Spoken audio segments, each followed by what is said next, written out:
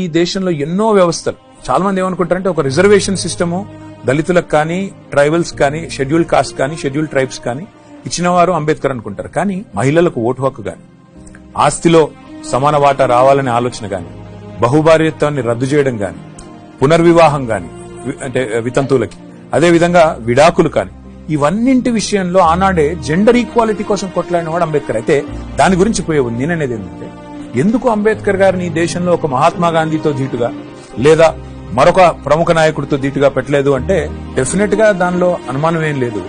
ఆనాటి నుంచి ఈనాటి వరకు ఇంత గొప్పవాడైనప్పటికీ ఈయనను, ఆయన చరిత్రను గాని ఆయన గొప్పదాన్ని గాని చెప్పేవాళ్ళు లేకపోవడమే కాకుండా తెలిసి కూడా కావాలని చిన్నగా చేసి చూపెట్టే ప్రయత్నం ఇండియాలో జరిగింది.